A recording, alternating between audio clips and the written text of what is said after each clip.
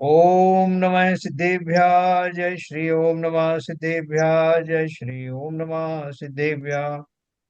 मंगलम भगवान वीरो मंगलम गौतमो गणि मंगलम कुंद कुंदाद्यो जयंदर्मोस्तु मंगलम सर्वमंगल मांगल्यम सर्व कल्याण कारकम प्रधानम सर्वधर्माणां जैनम जयतो शासनम जैनम जयतो शासनम जैनम जयतो शासनम। इष्टोपदेश नाम का ग्रंथ, जिसके रचयिता पूज्यपाद स्वामी हैं, जिसकी संस्कृत टीका पंडित आशाधर जी ने और हिंदी टीका धन्य कुमार जी पंडित जी ने लिखी है। हाँ, हमारा विषय जो चल रहा है, उससे हम आगे चलेंगे। आज 44 पेज मैंने ऑन कर रखा है, तो शिल्पा जी उसमें से देख के बताएंगी कि ये जीव का जो बंध और जो वास्तव में कर्म का बंध किस तरह से होता है, व्यवहार में से बंध किस प्रकार से है, निश्चय में से बंध है या नहीं है। ये बातें कल हमारी चल रही थी, इस बारे में थोड़ा सा आगे हम पढ़ेंगे। एक सेकंड।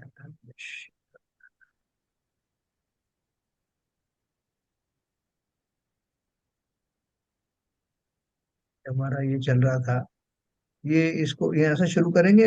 देखिए शिल्पा जी, और आगे लूँ। एक मिनट, थोड़ा सा बड़ा के जूम करिए। छोटा हाँ, बहुत है। ओके।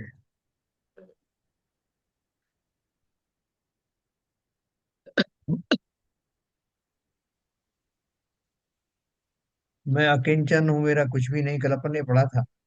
ये पढ़ कर लिया था अपन ने। हाँ। हाँ। 26वां पूरा कर लिया था कल अपने। हाँ। दो श्लोक थे, 25 और 26। मोही बांधत कर्म को, है ना, निर्मोही छुट जाए, याते गाढ़ प्रयत्न से निर्ममता उपजाए। ये हो गया, इतना तक ही हुआ था। हाँ, इसको कर लीजिए। ऊपर से ले लीजिए, जब तक मुक्ति नहीं हुई। थोड़ा सा जूम, थोड़ा सा जूम। तुम करूँ ज्यादा? थोड़ा सा जूम करिए। अच्छा। हाँ बस, ठीक। बस बस। हाँ जी, अपने कल दो श्लोक हुए थे स्टोतेश जी के। 51 श्लोक है, उनमें से दो श्लोक हुए थे। पहला श्लोक ये था। कल की थोड़ी सी अपन भूमिका बना रहे हैं, है ना। हाँ। कि कल परसों ये चला होगा आपके हम्म। कि कर्मों की निर्जरा होती है ना, तप आदि से। हाँ। तो फिर आचार्य श्री ने एक श्लोक उठाया कि जैसे चटाई का कर्ता चटाई बनाने वाला है, तो यहाँ पर तो दो व्यक्ति है, तो द्विज संबंध है, वहां तो संबंध बनता है। लेकिन ध्यान ध्याता भी मैं हूँ और देह भी मैं हूँ, दोनों ही अगर मैं हूँ, तो वहां पर कोई संबंध है ही नहीं। तो मुक्ति किसकी, निर्जरा किसकी, है ना। इस प्रकार से निश्चय से संबंध है ही नहीं। ठीक है।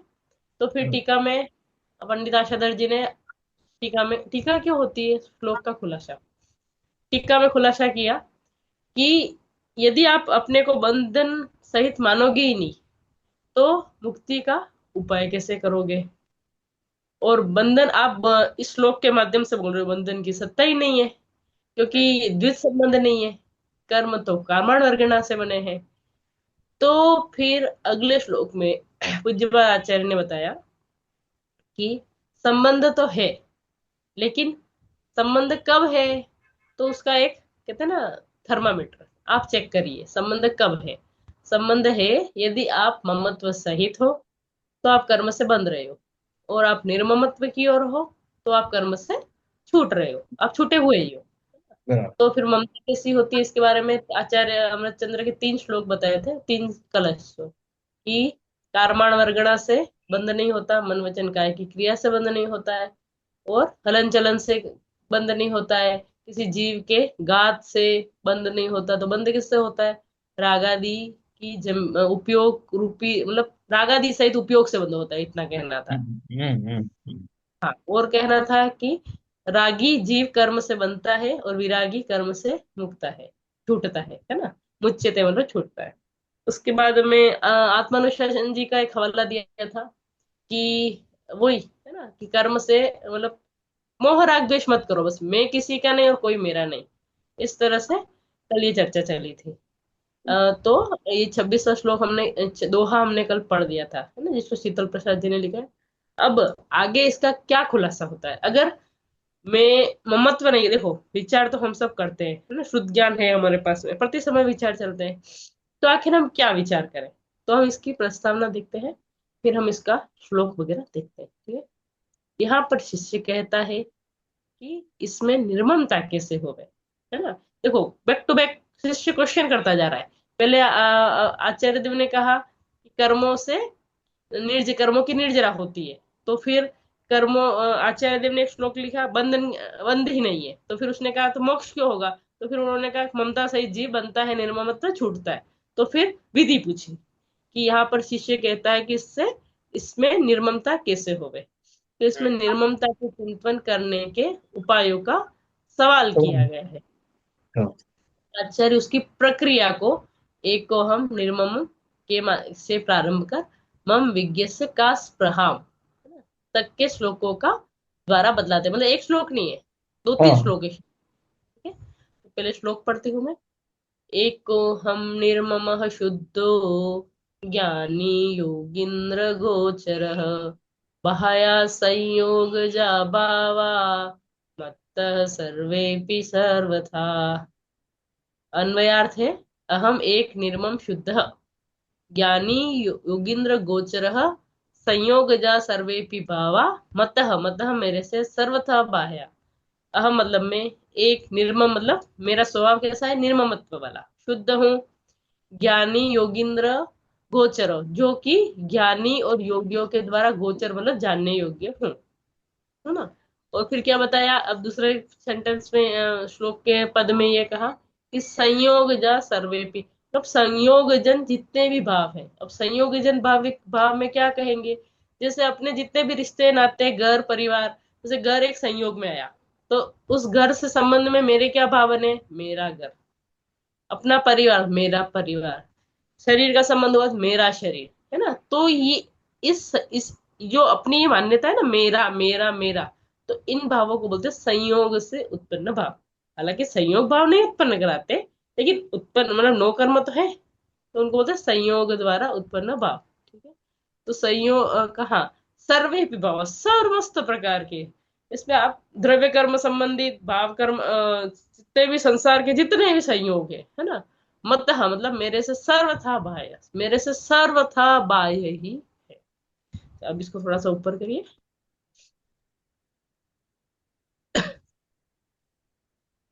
जी, हाँ। अर्थ, मैं एक ममता रहित शुद्ध ज्ञानी योगिंद्रों के द्वारा जानने लायक हूँ। संयोग जन्य जितने भी देहादिक पदार्थ है वे मुझसे सर्वथा बाहरी भिन्न है। ये श्लोक से आपको किसी को कुछ याद आ रहा है? आपने शायद इस सभा में समय सर जी भी चला रखा है ना, हाँ है ना। तो कोई हाँ। समय सर जी की गाथा याद आ रही है आपको? तो ऐसे गाथा नंबर तो नहीं याद आ रही, पर नहीं, बाकी नंबर नहीं, भाव भाव भाव हाँ, भाव तो भाव, पढ़े ही हैं अपने। कर्ता कर्म में भी पढ़ा है। तो और सही। जो बाकी का जो दूसरे जो है ना निर्जरा वाले में भी पढ़ा है, आश्रमबंद वाले भी सब में आई है, यही बात आई है। हाँ जी, मैं एक ममता रही था। नहीं लेकिन एग्जैक्ट भावों वाली मैंने आज, हाँ मैं समय सार भी लेकर बैठी हूँ। बहुत दिनों से मैं सोच रही थी पढ़ना पढ़ना, पढ़ नहीं हाँ पाई थी, तो लेकर बैठी हूँ क्योंकि मुझे वो गाथा याद आ रही है, इसलिए मैंने हाँ कहा गाथा पढ़ेंगे तो साथ में रेफरेंस ये भी अच्छा रहेगा। मैं हाँ एक शुद्ध ममत्व ज्ञान, एक मिनट रुको, exact मैं बता दे, हाँ हाँ, 73वीं गाथा है ना, कर्ता कर्म अधिकार की हम्म, गाथा पढ़ती हूँ, उससे बिल्कुल मैच होता है, इसलिए इसलिए मैंने लिखा है ना। चलो मैं गाथा पढ़ती हूँ। अहमेको खलु शुद्धो णिमम ओडाण दंसण समग्गो तम हिठिदो तच्चित्तो सव्वे देखयम मणेमी। वही भाव है ना। हरि गीत पढ़ती हूँ।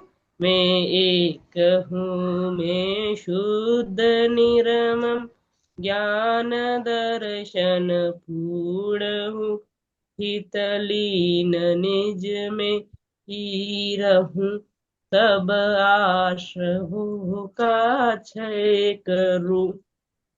आ गया वही भाव लगभग। अब हम्म। आश्रय भाव कौन सा है? ममता सहित परिणाम वो आश्रय भाव है। मैं हम्म। एक हूँ, पहले ही आ गया मैं एक हूँ। मैं शुद्ध हूँ, दूसरा आ गया शुद्ध हूँ।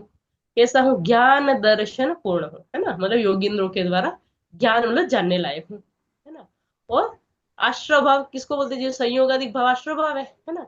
तो मैं एक शुद्ध ममत्व हीन हूँ, ज्ञान दर्शन पूर्ण हूँ, ये अन्य सब आश्रय भाव मेरे अंदर नहीं है। तो संयोग अन्य भाव आश्रय भाव है ना। तो ये मेरे से सर्वथा बाह्य है। तो गाथा नंबर हम्म। 74 का भाव एज इट इज में आ गया है बिल्कुल सेम सेम वहां। चीज। हाँ जी। तो वहां पर भी जो शिष्य था उसने प्रश्न किया था, वो जो गाथा है वो उत्तर स्वरूप गाथा है। वहां पर शिष्य का प्रश्न था कि जब कर्ता कर्म अधिकार अपना चालू हुआ था, तो शिष्य आचार्य देव ने कुछ गाथाओं के द्वारा, तीन चार गाथाओं के द्वारा बताया था कि अश्रभाव अशुचि है ना, और दुख के कारण है, आकुलता वाले है, इस तरह से आश्रव के बारे में बताया था। आश्रव मतलब भाव आश्रम, मतलब अपने रागादिक और कषाय भाव। ये सब कैसे है? स्वभाव से विपरीत भाव है, और मुझे दुख देने वाले हैं, आगामी भविष्य में भी दुख का कारण है, आकुलता से उत्पन्न होने वाले, इस तरह से बहुत सी मृगी के रोग की, और कुछ तीन चार उदाहरण दिए थे, है ना, बहुत अच्छे से सुंदर सुंदर उदाहरण है। तो फिर शिष्य ने कहा, तो इन आश्रमों को मैं क्षय कैसे करूं? आपने बता दिया, मुझे समझ में आ गया कि रागादि भाव दुखदाई है, ये है, सब मुझे समझ आ गया, है ना। तो अब इनको नाश करने की कोई विधि भी तो होती होगी। तो विधि में विधि स्वरूप ये 73 विघात है कि मैं एक हूँ, शुद्ध हूँ, और निर्मम हूँ, तीनों उदाहरण आ गए यहाँ पे, है ना, और ज्ञान दर्शन पूर्ण हूँ। तो योगेंद्रों के बराबर। द्वारा जानने लायक हूँ। मतलब जो स्टोपदेश है उसके ऊपर समय सारथी का बहुत प्रभाव है, ये मैंने और बता ये देख। ये जितने भी ग्रंथ हैं, सबसे हाँ जी। पुराने ग्रंथों से ही उन्होंने अब्स्ट्रैक्ट लिया है ना सबने। जी। तमिलसार आदि से ही जो मूल जो चीजें हैं वो हाँ, लेकर के और अपने हिसाब से एलिब्रेट किए हैं, वो है तो सब वही। है ही वही सही है। उसको संस्कृत के माध्यम, संस्कृत श्लोकों में, उधर प्राकृत की गाथा है। अभी प्राकृत गाथा है, उन पर काम आचार्य अमृतचंद्र देव ने 1000 साल बाद किया, है हम्म। ना। और ये तो छठी शताब्दी में हो गए। तो बीच में हाँ, कुछ काम हुआ नहीं समय से, उसके बाद तो बहुत काम हुआ, 10वीं शताब्दी के बाद तो बहुत काम हुआ, है ना, बहुत एक सारा हजार टीका। बिल्कुल। पहले आचार्य तो अमृतचंद्र ही है टीकाकार। तो बीच में इन्होंने सारभूत लिख के संस्कृत में श्लोक लिखे, ठीक है।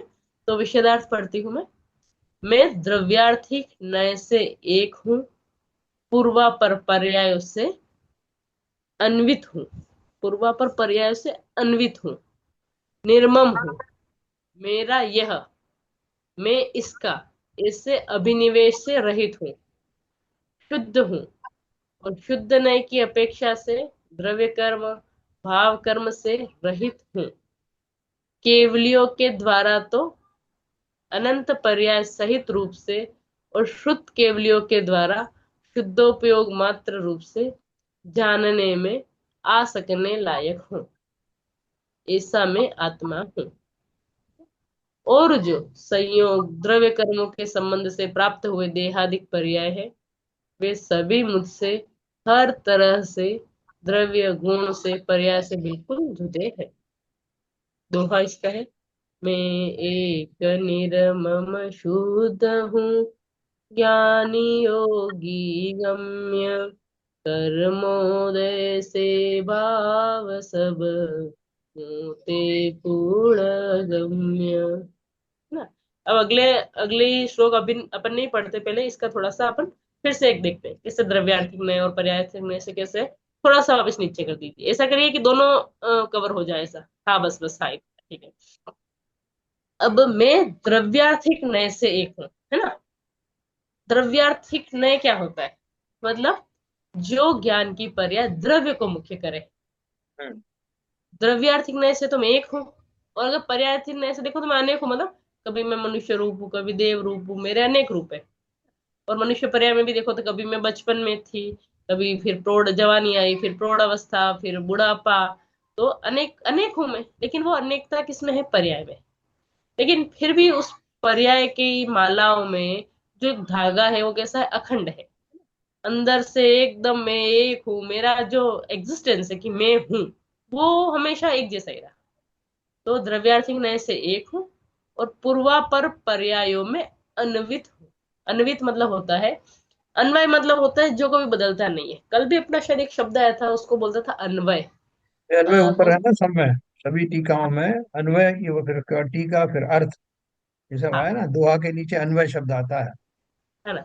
अन्वय मतलब एक जैसा, है ना। तो पूर्व मतलब पहले, अपर मतलब आगे की, ठीक है। तो पहले की और आगे की पर्यायों में अन्वित, अन्वित मतलब एक समान रूप से चलने वाला, ठीक है। तो कैसा हूं मैं?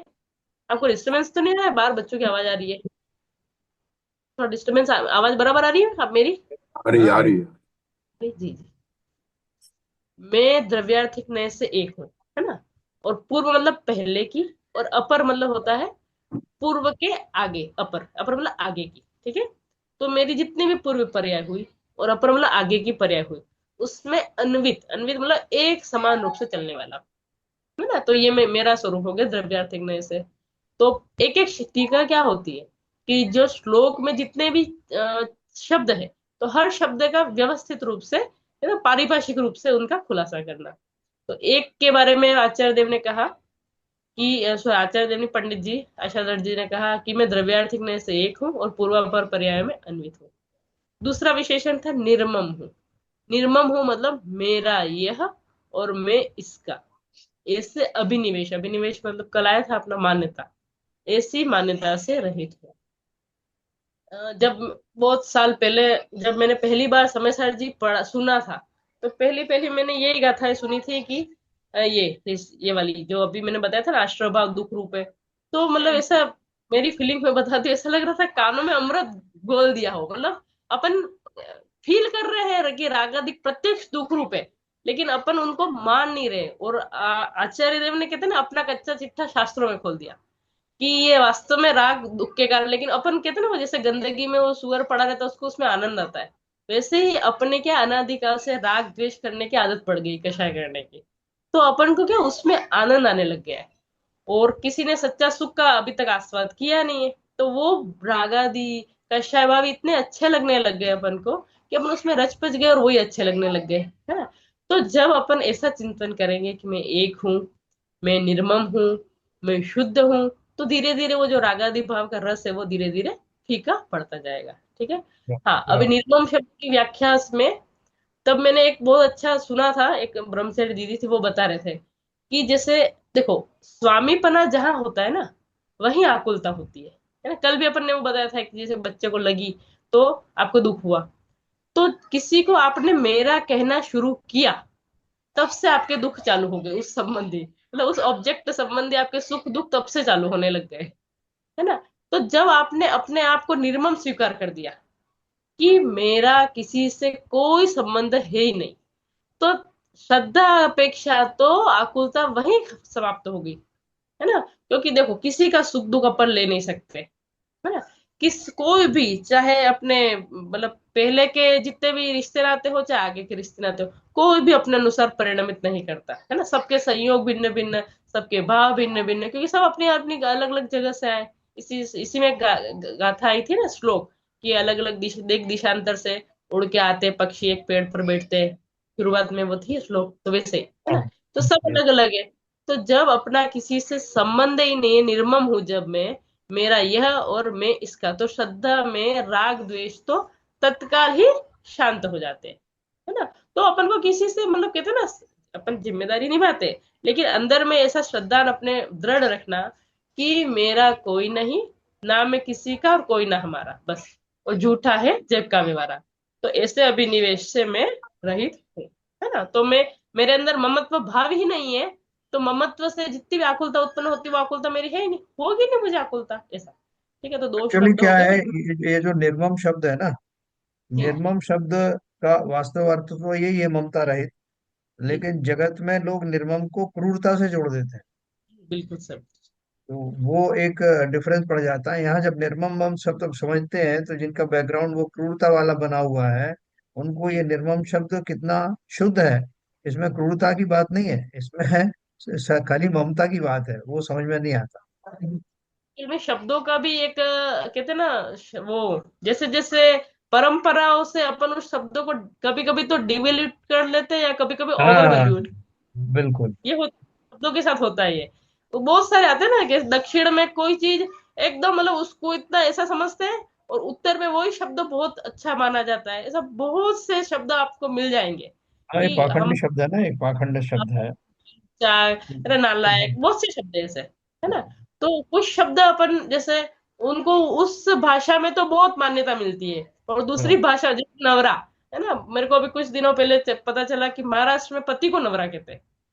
और हमारे उधर राजस्थान साइड में अगर किसी को नवरा बोल दिया मतलब ये फालतू है। फालतू लोग को नवरे बोलते हैं। तो भाषा कहते हैं ना, रीजन वाइज शब्दों के अर्थ और उनको वैल्यूएशन उनकी चेंज होती रहती है। बराबर। तो निर्मम मतलब यहाँ पर अपने शास्त्रों के अनुसार निर्मम मत का अर्थ यही है कि कोई मेरा नहीं और मैं किसी का नहीं, ठीक है। शुद्ध, शुद्ध है, शुद्ध नहीं की अपेक्षा से, द्रव्य कर्म भाव कर्म से रहित है ना। देखो, शुद्ध नहीं की अपेक्षा क्यों लगा दी? क्योंकि आप अगर स्वयं को सर्वथा ही शुद्ध मान लोगे, पर्याय में भी शुद्ध मान लोगे, तो उस अशुद्धता को दूर करने का उपाय कैसे करोगे? तो शुद्ध नहीं की अपेक्षा से द्रव्य कर्म भाव कर्म रहित है, यहाँ पर वो अपेक्षा आएगी। क्यों? कर्ता कर्म संबंध नहीं है, तो कर्ता हाँ, कर्ता संबंध नहीं है। तो जब मेरे अंदर अशुद्धता ने प्रवेश ही नहीं किया, तो अशुद्धता ने जब प्रवेश ही नहीं किया, तो मैं नेचुरली अंदर से शुद्ध ही हूँ।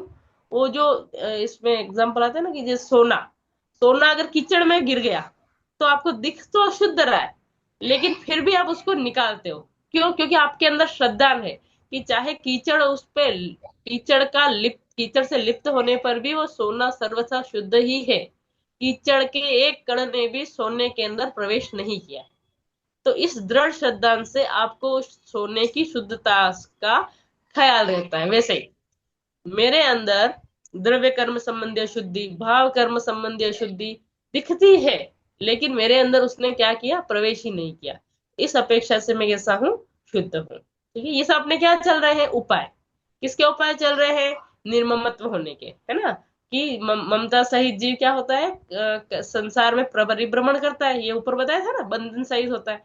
तो आप निर्मम होने का क्या उपाय करें? तो उसके उपाय में बता रहे कि आप ऐसा ऐसा चिंतन करो कि मैं एक हूँ, मैं शुद्ध हूँ, मैं निर्ममत्व हूँ। और चौथा विशेषण आ रहा है, केवलियों के द्वारा तो अनंत पर्याय सहित रूप से, और शुद्ध केवलियों द्वारा शुद्धोपयोग मात्र रूप से जानने में आ सकने लायक हूँ।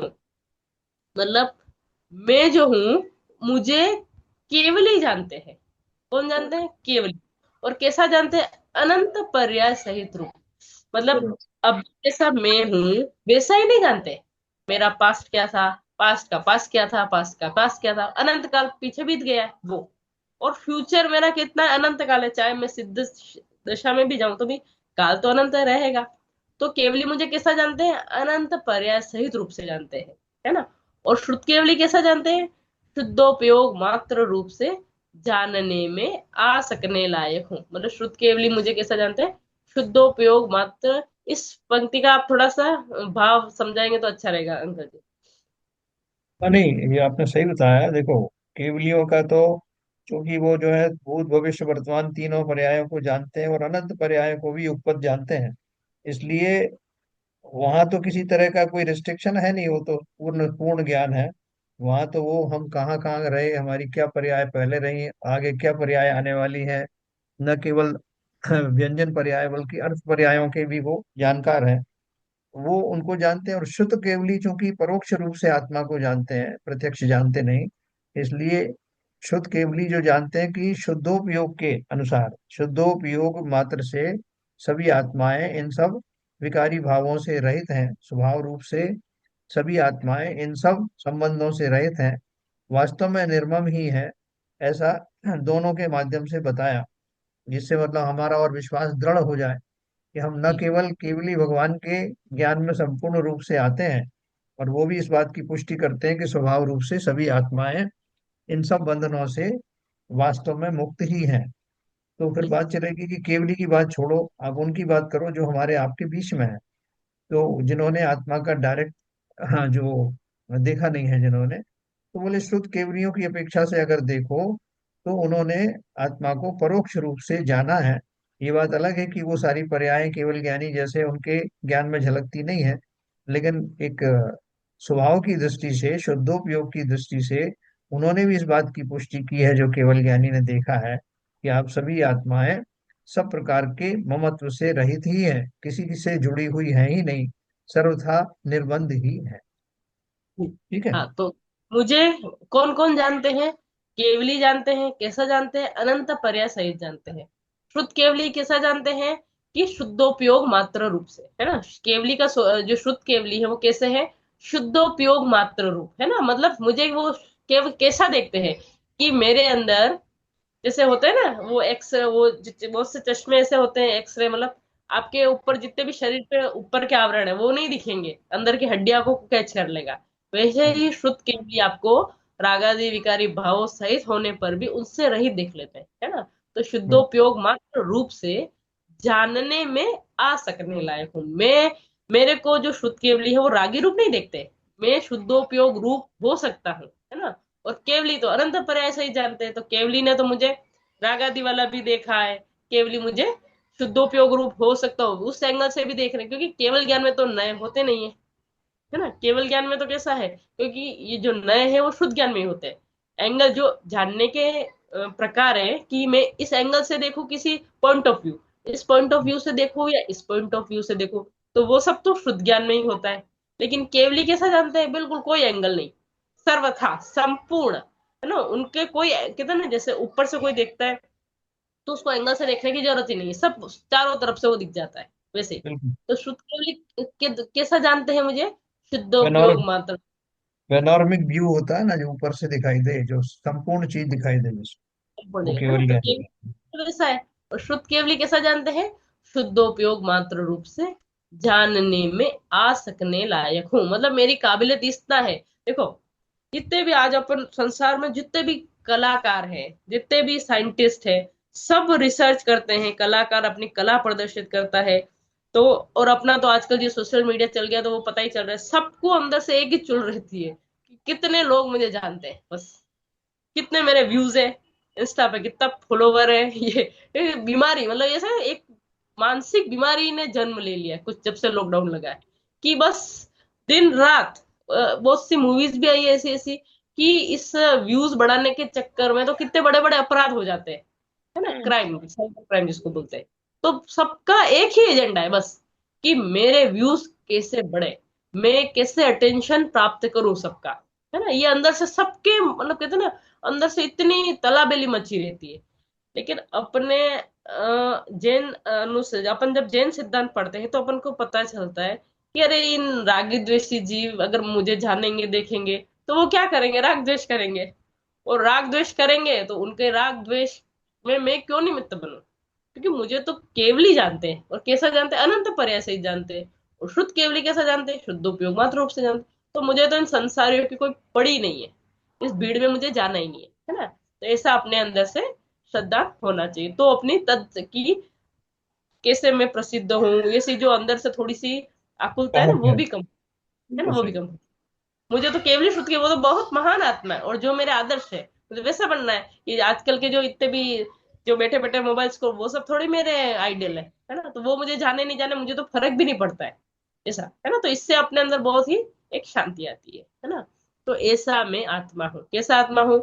एक हूँ, शुद्ध हूँ, निर्मम हूँ, और केवली और शुद्ध केवली के जानने में आ सकने लायक हूँ। ठीक है। अभी दूसरी जो लाइन थी उसका अर्थ है, और संयोग से द्रव्य कर्म के संबंध से प्राप्त हुए देहादिक पर्याय है, वे सभी मुझसे हर तरह से मतलब द्रव्य से, गुण से और पर्याय से बिल्कुल जुदे हैं। कुछ और वो मेरा तनिक परमाणु मात्र नहीं, अरे, है ना। जो 38वीं गाथा है, मैं एक शुद्ध सदा रूपी ज्ञान दर्शन मय खरे, कुछ अन्य वो मेरा तनिक परमाणु मात्र नहीं, अरे। वही बात आ गई यहाँ पर भी, कि वे सभी कौन सभी? संयोग से और द्रव्य कर्म। तो एक परमाणु भी जब मेरा नहीं है तो इतने भी संयोग दिख रहे, इतने बड़े बड़े, वो मेरे कैसे हो सकते हैं? द्रव्य कर्म इतने जो बारीक है वो मेरे कैसे हो सकते हैं, है ना। एक परमाणु भी जब मेरा नहीं है तो संबंध से प्राप्त हुए जो देहादि, कि अपन जब देह देखते हैं ना, अपन इस देह को कैसा देखते हैं? एकदम सजा सवरा, एकदम ये चमड़ी, मतलब अपन सिर्फ ऊपर ऊपर से देखते हैं, है ना। बाकी देखो तो ये, दिपे चाम चादर मुड़ी, वो आता है ना 12 भावनों में। हाँ दिपे जी, चाम चादर मुड़ी, हाँ। हाड़ पिंजरा दे, लेकिन ये देह एक रूप है ही नहीं, कहते ना। बहुत सारे पुद्गल पिंडों का मिला जुला रूप है। और मैं आत्मा कैसा हूँ, अखंड हूँ, अखंड पिंड हूँ, पिंड रूप हूँ, पुंज रूप हूँ, सॉरी। और ये देह कैसा है, पिंड रूप है ना। वो आता है अनादि निधन वस्तु नहीं, वो नहीं, दूसरा आता है ना कि लाइन एग्जैक्ट वो पहले पहला शब्द याद जाता है तो आगे का याद आ जाता है कि ये शरीर तो पिंड रूप है। पिंड मतलब सब परमाणु मिल मिल के इकट्ठे होते हैं, है ना। स्कंद रूप, हड्डियां, स्कंद। के अंदर, है ना, हम्म। हड्डियां, चमड़ी, ये सब मिले हुए और बिखर जाएंगे, है ना। बिखर, जैसे आपको कोई कट लगा तो धीरे धीरे रक्त बहेगा, ये बहेगा, मतलब बिखर जाते हैं। लेकिन आत्मा में ऐसा नहीं है। आत्मा कैसा है, अखंड है। तो वैसे ही जब ये पिंड पिंड है, अगर छोटे छोटे अणु रूप से मेरे से जुड़े हुए, तो ये तो क्या है, मेरे से भिन्न ही है। और मैं पुंज रूप हूँ। तो इस द्रव्य कर्म से जितने भी संबंध, तीन चीज होगी। संयोग में क्या आ गया, जितना भी आपका सराउंडिंग। द्रव्य कर्म में क्या आ गया, थोड़ा सा अंदर चलो तो आत्मा में से जो भी कर्मण वर्गणा रूप द्रव्य कर्म जुड़े हो वो हो गया, है ना। और जो देहादिक पर्याय है, देहादिक पर्याय में इस देह का जितने भी बचपन, जवानी, बुढ़ापा, जितने भी पर्याय हुई, वे सब क्या है, मुझसे हर तरह से, मतलब चाहे द्रव्य से, ये द्रव्य से तो प्रत्यक्ष भिन्न है। मेरा स्वभाव है, मेरा द्रव्य है जीव द्रव्य, ये है पुद्गल द्रव्य। गुण से तो गुण, मेरे गुण तो है ज्ञान दर्शन सुख, ये मेरे गुण है। इस पुद्गल के क्या गुण है, स्पर्श रस गंध वर्ण, ठीक है। और पर्याय, मेरी पर्याय होगी ज्ञान रूप, है ना, मिथ्यात्व रूप, श्रद्धान रूप, ये मेरी पर्याय होगी। इसकी पर्याय कैसी होगी, वही जो देह की पर्याय आपको प्रत्यक्ष दिख रही है, कभी रोग रूप होगा, कभी नींद आएगी इसको, है ना। तो शरीर की जितनी भी घटनाएं घट रही है वो पर्याय रूप से, तो गलन बिल्कुल गलन आदि जो भी होगा, हाँ। पूर्ण गलन वाले, ठीक है। तो इस प्रकार से ये दोहा जो लिखा है वो उसको पढ़कर इस श्लोक को अपन पूरा करते हैं।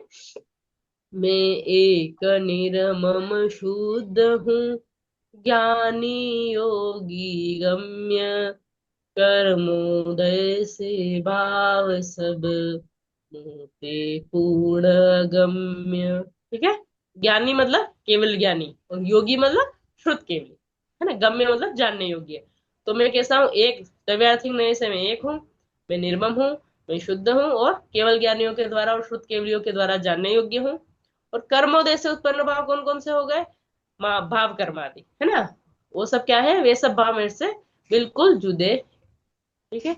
इस तरह से 27वें श्लोक में जो उत्थानिका में हमने देखा था कि इन आश्रवादी, इन निर्मम होने का क्या उपाय है, तो ये उपाय है कि इसका आप निरंतर चिंतन कीजिए, ठीक है।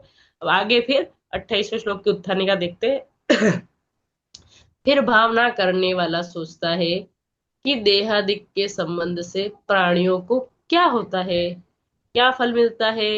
उसी समय यह स्वयं ही समाधान भी करता है। अभी आचार्य देव उसका 28वें श्लोक के माध्यम से बताएंगे। दुख संदोह भागित्वम संयोग दिह देहि नाम, एक मिनट, त्यज त्यज्जा त्यज्जाम्येनं ततः सर्व मनोवाक्काय कर्म भी, है ना। अन्वय देखते हैं। यह मतलब ये संयोगा, संयोग से, देही नाम, देही नाम मतलब जीव, देह धारण करने वाले को, है ना। देही नाम मतलब देह किसने धारण की, जीव को, जीव को, है ना। दुख, दुख होता है। संदोह, संदोह मतलब संदोह भागित्वम, संदोह का अर्थ मुझे देखना पड़ेगा, है ना। संयोग, संयोग। भागित, संयोग, है ना। सही, संयोग, हाँ। ततः एनम सर्व मनो वाक काय, वाक मतलब वचन, काय मतलब शरीर, और कर्म भी त्यज्यामि, है ना। हिंदी अर्थ देखते हैं तो एग्जैक्ट अर्थ आएगा अपन को। थोड़ा सा ऊपर करिए, हाँ, बस बस बस बस। इस संसार में देहादिक के संबंध से प्राणियों को दुख समूह भोगना पड़ता है ना। आया था कि देही ना मतलब देहधारियों को, है ना, प्राणियों को। तो देह के संबंध से क्या होता है, उत्थानिका में ये पूछा था। तो देह के संबंध से प्राणियों को दुख का समूह भोगना पड़ता है, अनंत क्लेश भोगने पड़ते हैं। इसीलिए इन समस्त संबंधों को, जो कि मन वचन काय की क्रिया से हुआ करते हैं, मन से वचन से काय से छोड़ता हूँ। अभिप्राय यह है कि मन वचन काय का आलम्बन लेकर चंचल होने वाले आत्मा के प्रदेशों को भावों से रोकता हूँ। आत्मा मन वचन काय से भिन्न है। इस प्रकार के अभ्यास से सुख रूप एक फल वाले मोक्ष की भी प्राप्ति होती है, और मन वचन काय से आत्मा अभिन्न है। इस प्रकार के अभ्यास से दुख रूप एक फल वाले संसार की प्राप्ति होती है। जैसा कि पूज्यपाद स्वामी ने समाधि शतक में कहा है, स्वबुद्धया यत्तु गृह्यात्, है ना। पूज्यपाद स्वामी का एक और शास्त्र है समाधि शतक, उसमें हाँ उन्होंने ये खुलासा किया है, जब तक शरीर वाणी और मन इन तीनों का ये स्व है, अपने हैं, मतलब अपन देखो किस किस, पहले पूरा पढ़ ले, तो इस रूप से ग्रहण करता है तब तक संसार होता है। जब इनसे भेद बुद्धि करने का अभ्यास हो जाता है तब मुक्ति हो जाती है। तो ये 28वां जो श्लोक है, इसमें इन्होंने रेफरेंस दिया है समाधि शतक का। तो समाधि शतक में एक गाथा श्लोक है कि जब तक मैं शरीर वाणी और मन इन तीनों को अपना जानता हूँ, अपने रूप से ग्रहण करता हूँ, तब तक संसार है। और जब भेद बुद्धि का अभ्यास करके इनसे मैं अपने आप को भिन्न मानूं, तब मैं स्वतः ही मुक्ति की ओर गमन करना प्रारंभ कर दूं, है ना। देखो, अक्सर अपन जब भी बात करते हैं भेद ज्ञान की, तो शरीर भिन्न है, शरीर भिन्न है, ऐसा ही बोलते हैं ना। तो सिर्फ शरीर भिन्न नहीं है, शरीर का ही एक ये जो सिस्टम है, लैरिंग्स, जो अपने गले में एक सिस्टम बना होता है, तो उससे वाणी, देखो वाणी से कितना अपनापन बढ़ जाता है। अगर आप कभी कभी थोड़ी कल्पना करके देखो कि हमारे जो ये वचन है, ये एक दिन, दो दिन, चार दिन के लिए बंद हो जाए, और हमारे जो हाथ है ना, मैसेज भी आप टाइप नहीं कर सको, लेट सपोज आपके हाथ भी जाम हो जाए, तो आधी दुनिया तो आपसे ऐसे ही कट जाएगी। क्योंकि जब तक हम इस संसार में एक्टिव रहते हैं, तब तक संसार वाले हमसे रिएक्ट करते हैं। जिस दिन अपना संबंध इधर से अपनी तरफ से कटना अपन चालू हुए, और सामने से भी रेस्पॉन्स रिप्लाई आने धीरे धीरे बंद हो जाते हैं।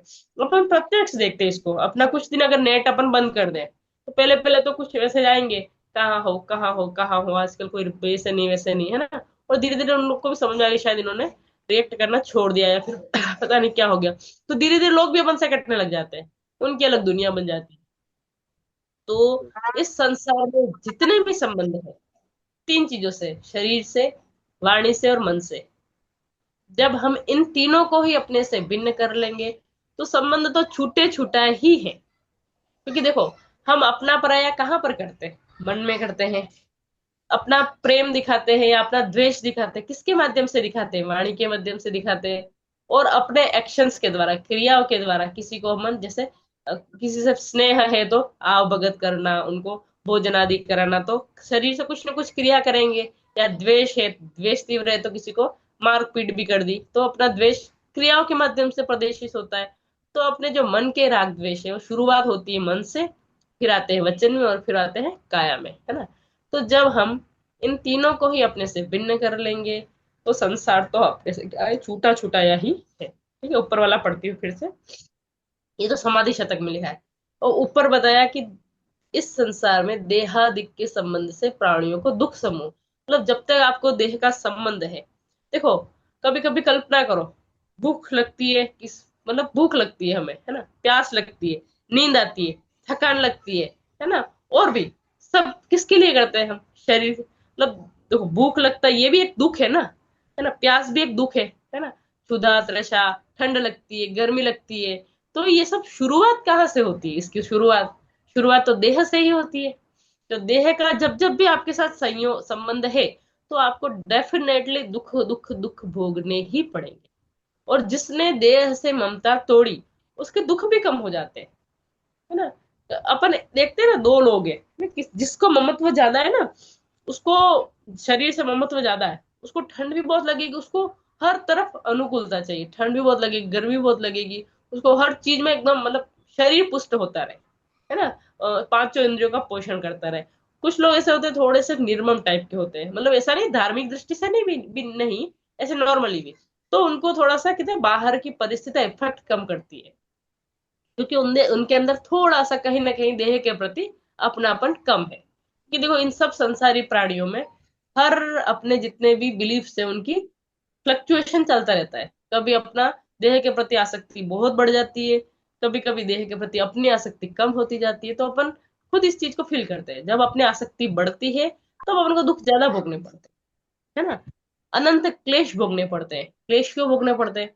कि शरीर है तो सब रिश्ते नाते हैं, रिश्ते नाते हैं तो रिश्ते नातों को निभाओ, निभा पाए तो ठीक, नहीं निभा पाए तो उनकी चार बातें सुनो, फिर ये परंपरा चलती रहेगी, फिर अपने यहाँ कुछ होगा तो अपन सुनाओ, उनके यहाँ होगा वो, मतलब कहते हैं ना, शरीर है तो रिश्ते नाते, मतलब बहुत बड़ा कहते हैं ना जंजाल खड़ा हो गया, परंपरा है ना। इसीलिए इन समस्त संबंध जो कि मन वचन काया की क्रिया से हुआ करते हैं, ये खुलासा अपन ने कर दिया था समाधि शतक के श्लोक के माध्यम से। तो जितने भी ये क्लेश है, दुख है, वो देह के माध्यम से है ना, और किससे, मन वचन काया की क्रिया के माध्यम से है, ठीक है। तो क्रिया से हुआ करते हैं। तो अब जब मैं मन से, वचन से, काय से इन सबको निवृत्ति ले लूं, छोड़ दूं, तो अपने दुख भी कम हो जाएंगे। अभिप्राय क्या है, मन वचन काय का अवलंबन लेकर, अब देखो, मन वचन काय के अवलंबन से क्या होता है, अपने आत्मा के प्रदेशों में चंचलता आती है, और चंचलता कभी भी अच्छी नहीं होती है। चाहे आप देखो, अपन जब देखते हैं ना जनरली, कोई बहुत टेंशन में होता है तो वो क्या जल्दी जल्दी वॉकिंग करेगा, या फिर एकदम से ऐसे घबराया हुआ होगा ना तो उसके हाथ पैर खुलेंगे, कुछ ना कुछ उसके बॉडी में वाइब्रेशंस ज्यादा होंगे ना, घबराहट, आवाज भी में कप कपाट होगी, तो इसका सांस मतलब सांस उसके अंदर ज्यादा है, सांस तेज चलेगी। सांस तेज चलेगी, है ना। तो इसका मतलब क्या है, जब जब अपने अंदर राग आदि भाव की बढ़ोतरी होती है, तो शरीर में, आत्मा के प्रदेशों में भी कंपन क्या होते हैं, बढ़ते हैं, है ना। और जब हम इन मन वचन काय का आलम्बन छोड़ देंगे, तो आत्मा के प्रदेशों में जो चंचलपना है वो भी क्या हो जाएगा, कम हो जाएगा, है ना। तो इस प्रकार के अभ्यास से सुख रूप एक फल वाले मोक्ष, एक फल वाले मतलब देखो, संसार के फल तो कैसे हैं, अनेक रूप है, अनेक रूप है। कभी आपको इंद्रियों संबंधी अनुकूलता मिली, वो अलग सुख हो गया, कभी आपको अच्छी नींद आ गई, वो अलग सुख, मतलब फल, फल भी क्या है, संसारिक सुख भी अनेक प्रकार का, लेकिन मोक्ष सुख सिर्फ एक प्रकार का ही है। तो एक फल वाले मोक्ष की प्राप्ति होती है, और मन वचन काय से आत्मा अभिन्न है। इस प्रकार के अभ्यास से दुख रूप एक फल वाले, नहीं संसार में भी यहाँ पे एक ही फल बताया, मतलब दुख रूप फल है ना, सुख रूप फल भी एक रूप है, दुख रूप फल वाले संसार की प्राप्ति होती है ना। इस तरह से इसमें श्लोक के माध्यम से बताया कि क्या करें आप, मन वचन काय का अवलंबन छोड़े, देहादि को अपने से भिन्न जाने, और ये जाने कि जब तक देह के संबंध है तब तक दुख का समूह है, और क्लेश भोगने पड़ेंगे आपको, है ना। तो जब आपको इसकी रूट कोज पता चल गई, आपके दुखों की रूट कोज है ये देह और मन वचन काय का अवलंबन, ठीक है। तो धीरे धीरे इनसे अपन भिन्नता का अभ्यास करो। देखो ये दो दो श्लोक अभी हुए, है ना, अभी तीन चार श्लोक है शायद वो, ये सब क्या किसका उत्तर है, कि निर्मम होने का उपाय। आगे भी है, आगे करना, दोहा है ना, पूरा हो गया अपना श्लोक, दोहा, है ना?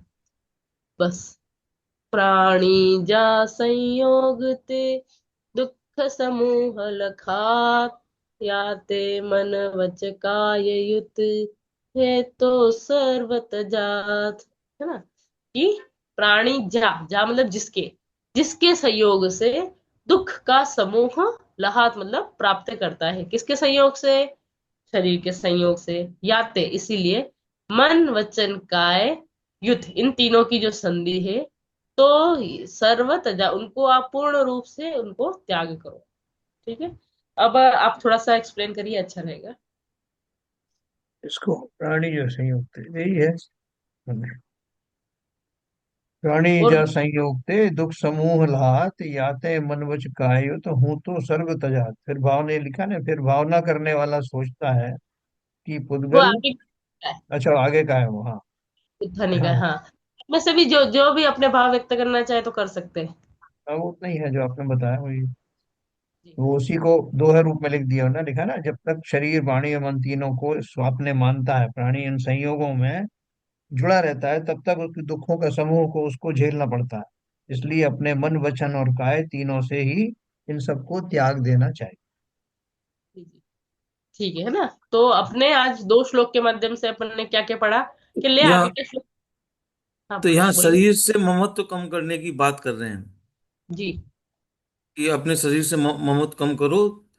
तो आपका उसके लिए सारी गाथा चल रही है कि जिससे आपका आप ध्यान और उसमें आप अपने लक्ष्य में बढ़ पाओ आगे। क्योंकि शरीर से जब तक ममत्व बना रहेगा, जब तक ये दुखों के सागर में आप घूमते ही रहोगे, कभी शरीर में कुछ व्याधि होगी, कभी कुछ परेशानी होगी, भूख प्यास तो चलती रहती है। और भी आपको अपने शरीर से काफी मोह रहता है कुछ कुछ, तो उसी चिंता में आप लगे रहोगे। तो इस शरीर से मोहब्बत खत्म करो, क्योंकि ये तो शरीर तो आपका नश्वर है, ये तो खत्म होने वाला है। तो इसमें आप ज्यादा ध्यान में अपनी आत्मा का, अपने आत्मा में ही आप लगो।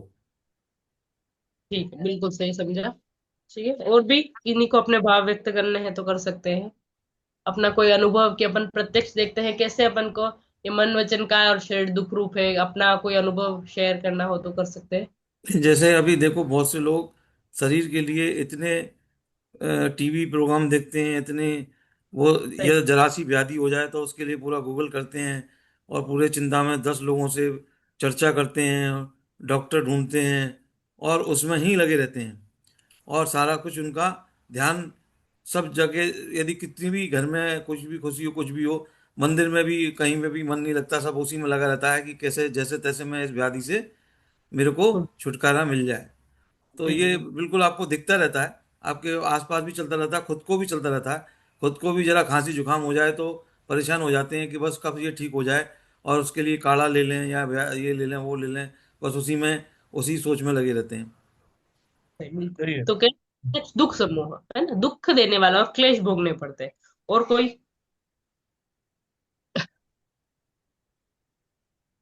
ठीक है ना। तो आगे। हम्म। हाँ बोलिए। कोई नहीं। तो ये इस आगे प्रकार, चलिए। हाँ, इस प्रकार से हमने दो श्लोकों में देखा, दो श्लोक हुए ना, कि पहले हाँ। श्लोक में क्या बताया था कि निर्ममत्व होने का उपाय क्या था, मैं एक हूँ, मैं शुद्ध हूँ, मैं निर्मम हूँ, और मैं ज्ञानी योगी के गम्य हूँ। और कैसा हूँ मैं? ज्ञानी योगी गम्य हूँ, और ये जो आश्रव भाव है ये सब मेरे से क्या है, भिन्न है। आश्रव भाव कौन से है? द्रव्य कर्म भाव कर्म के निमित्त से उत्पन्न होने वाले जो मेरे भाव है वो सब क्या है, मेरे से भिन्न है। ठीक है, अपने कौन से 27वें श्लोक में ये बताया था। तो ये सब चल रहा है, अभी 4-5 श्लोक चलेंगे, शायद 4 या 5, जो भी हो, अपन पढ़ते जाएंगे, अपन को समझ आएगा कहाँ पे प्रकरण पूरा होता है। ठीक है। और फिर 28वें श्लोक में बताया कि जिस देह के संबंध से आपको बहुत दुख भोगने पड़ते हैं, दुखों का समूह भोगना पड़ता है, और क्या बहुत से क्लेश सहन करने पड़ते हैं, तो आप सर्वप्रथम क्या करो, मन वचन काय के आलम्बन को कम करो, जिससे आपके आत्मोपदेशों की चंचलता कम होगी। तो और इसको संपूर्ण रूप से आप त्याग कर दो। त्याग करो मतलब ममत्व का त्याग करो। ममत्व के त्याग से क्या होगा, आप धीरे धीरे आप मुक्ति की ओर आप प्रस्थान गमन करेंगे, है ना, मतलब मुक्ति नजदीक आती जाएगी, ऐसा। चलो आगे का श्लोक की उत्थानिका हम देखते हैं। फिर भावना करने वाला सोचता है कि पुद्गल शरीर आदि रूप मूर्त द्रव्य के साथ, जैसा कि आगम में सुना जाता है, जीव का संबंध है। उस संबंध के कारण ही जीव का मरण व रोग आदि होते हैं, तथा मरणादि संबंधी बाधाएं भी होती है। तब इन्हें कैसे व किस भावना से हटाया जाए, यह भावना करने कराने वाला स्वयं ही समाधान कर लेता है ना। तो देखो, अभी एक एक स्टेप आगे बढ़ते जाते हैं, हम कैस क्या क्या सोचे। देखो, गाइडलाइन है ये आपकी लाइफ में, आपको कहते हैं ना क्या सोचना चाहिए, वो भी एक हमको आज शास्त्रों के माध्यम से मिलेगा। देखो, इसका एक श्लोक मेरे को बहुत बहुत ही अच्छा लगता है, वो वाला है ना, कि उसका एक शॉर्ट भी है, वो शॉर्ट आज मैं ग्रुप में शेयर करूंगी, कि इस संसार में वो विपत्तियां रहट की तरह आती है, अपन बिल्कुल अपने लाइफ पे उसको घटाए तो वैसा ही होता है। कि अपन अगर थोड़ा सा भी 15-20 दिन पीछे का भी देखें, तो कभी भी अपन मेंटली फ्री नहीं रह पाते। एक विपत्ति आई, फिर दूसरी आई, फिर तीसरी आई, फिर चौथी आई, जैसे एक रहट है। तो बहुत अच्छा पिक्चर है, कल जो मैंने यूट्यूब भेजा था ना, यूट्यूब पे, उसमें बहुत अच्छा पिक्चर बना है उसका, कि एक व्यक्ति, एक वो जो पहले जमाने में रहट होती थी ना खेती करने के लिए, उसके ऊपर हाँ। उसने पेड़, तो वो अगला पेड़ देता है, उसके पहले तो वो अगला व्हील गुम जाता है, और दूसरा आके खड़ा हो जाता है, फिर आगे पेड़ देने जाता है, तीसरा आके खड़ा हो जाता है। मतलब इस संसार में कभी भी आपके ऊपर विपत्तियां मिटेगी ही नहीं।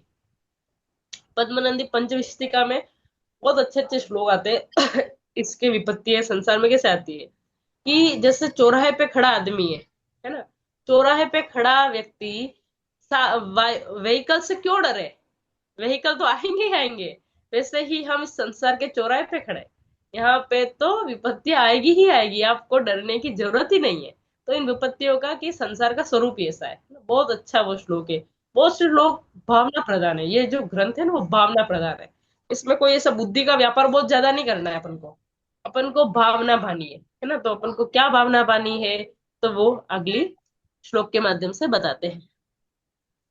न मे मृत्यु कुतो भीतिर्न मे व्याधि कुतो व्यथा, नाहं बालो न वृद्धोऽहं न युवैतानि पुद्गले। मे मृत्युर्न कुतः भीति, मे व्याधिर्न व्यथा कुतः, अहं न बालः नाहं वृद्धः न युवा एतानि पुद्गले। बहुत सरल है। जब मेरी मृत्यु ही नहीं होती तो मैं क्यों डरूं। जब मुझे व्याधि ही नहीं, तो व्याधि से उत्पन्न व्यथा मतलब दुख कैसा। अहम न मैं न बालक हूँ, न मैं वृद्ध हूँ, न मैं युवा हूँ, ऐसा नहीं, ये सब क्या है, पुद्गल है। तो ऐसा भावना आपको क्या करना है, बार बार आपको ये भावना पानी है। क्यों बानी है, निर्ममत्व होने के लिए। ठीक है। 28वें श्लोक में क्या बताया था 27वें, निर्मम होने के लिए क्या भावना बानी है, मैं एक हूँ, मैं शुद्ध हूँ, मैं ज्ञान दर्शन से युक्त हूँ, मैं योगियों के ध्यान गम्य हूँ। और क्या बताया था कि ये सब भाव है, आश्रय भाव, ये मेरे से भिन्न है। ठीक है। फिर अगले चरण में क्या बताया, निर्मोही होने के लिए कि ये जो देह का संयोग है यही दुख उत्पन्न कराता है, इसके संबंध से आपको क्लेश होते हैं, है ना। और मन वचन काय का आलम्बन छोड़ो अगर दुख को छोड़ना है। फिर 29वें श्लोक में क्या बताया कि जब मेरी मृत्यु ही नहीं है तो डर कैसा, जब मेरे अंदर रोग ही नहीं है तो मुझे व्यथा कैसी।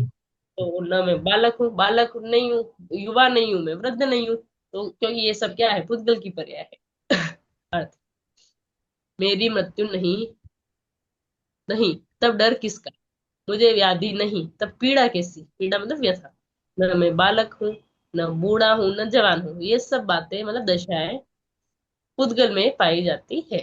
ठीक है। अब विषयदार देखते, एको हम निर्मम शुद्ध, है ना, इत्यादि रूप से जिसका स्वरूप निश्चित होकर। देखो जब हम कोई भी रिसर्च वगैरह भी करते हैं ना, तो सबसे पहले वो क्या बोलते हैं उसको, वो आप हाइपोथेसिस, है ना, पहले आप एक हाइपोथेसिस, एक चीज को आप क्या करते हैं कि ये हमने मान लिया, फिर आप उसको Yes. धीरे धीरे क्या प्रूव करते हैं, है ना। तो इसमें वही बताए, एको हम निर्मह शुद्ध, तो ये आपने तेरे स्थापना की, है ना, इत्यादि रूप से जिसका स्वरूप निश्चित हो गया कि मैं एक हूँ, निर्मम हूँ, शुद्ध हूँ। अभी आगे धीरे धीरे उसको प्रूव करेंगे, है ना। और लास्ट में हैंस प्रूव्ड कि मैं ऐसा ही हूँ। ठीक है। तो अब उसको प्रूव किन विचारों से करेंगे वो आप देख रहे हैं। तो सबसे पहले हमने ये मान लिया था कि मैं एक हूँ, शुद्ध हूँ, निर्मम हूँ। तो इत्यादि रूप से जिसका स्वरूप निश्चित हो गया है ऐसा, और जो मैं हूं उसका प्राण गत्या रूप मरण नहीं हो सकता, कारण कि चित शक्ति रूप भाव प्राणों का कभी भी विछोह नहीं हो सकता। जबकि मेरा मरण नहीं, तब मरण के कारण, मरण के कारण समझ नहीं आ रहा मेरे को। कारण कारण के भूत, कारण भूत, कारण कारण भूत, भूत। कारणभूत काले नाग आदि, आदि से मुझे भय क्यों, अर्थात मैं किसी से नहीं डरता हूँ। इसी प्रकार वात पित्त कफ आदि की विषमता को व्याधि कहता है।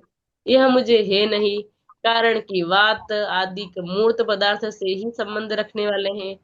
जब ऐसा है तब ज्वर आदि विकारों से मुझे व्यथा तकलीफ कैसी। उसी तरह मैं बाल वृद्ध आदि अवस्था वाला भी नहीं हूँ। तब बाल वृद्ध आदि अवस्थाओं से पैदा होने वाले दुखों क्लेशों से मैं कैसे दुखी हो सकता हूँ। अच्छा, यदि मृत्यु वगैरह आत्मा में नहीं होते तो किसमें होते हैं, तो इसका जवाब यह है कि एतानी पुद्गले, एतानी मतलब ये सब, ये मृत्यु, व्याधि और बाल वृद्ध, आगे कहिए। वो पंडित जी। हाँ, बाल वृद्ध आदि दशाएं पुद्गल मूर्त शरीर आदि में ही हो सकती है, कारण कि ये सब मूर्तिमान पदार्थों के धर्म हैं। मैं तो अमूर्त हूँ, मुझ में वे कदापि नहीं हो सकती है। दुआ है, मरण रोग मोह में नहीं, ताते सदा निशंक, बाल तरुण नहीं वृद्ध है, ये सब पुद्गल अंक। बस शिल्पा वापिस। जी, कल अपन इसकी व्याख्या करेंगे, भी समय होने जी जी, वाला है समय ना। हो गया, इसलिए मैं भी आज नहीं ले रही हूँ कि बस हाँ वही हाँ। देखो, भावना है, भावना प्रधान है ना। ठीक है ना। चलिए आज जिनवाणी स्तुति कर लीजिए। हाँ ठीक है। आप करिए इन्होंने। मैं करी। वीर हिमाचल ते निकसी, गुरु गौतम के मुख कुंड धरी है।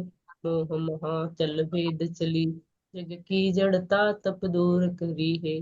ज्ञान पयो निधि माहि रही, सब भंग तरंग निशो उछरी है। शाश्वत सारद गंग नदी प्रति, में अंजुलि कर शीश धरी है। या जग मंदिर में अनिवार, अज्ञान जो तिवारी। प्रतिभा श्री जिनकी जन्म दीप शिखा, तो नहीं होत सम। हारी, तो किस भांति पदार्थ पाती, कहाँ रहते लहते विचारी। या विधि संत कहे, धनी है जिन बैन बड़े उपकारी। बोले द्वाश्यामय दिनवाणी माता की जय। ठीक है। की जय।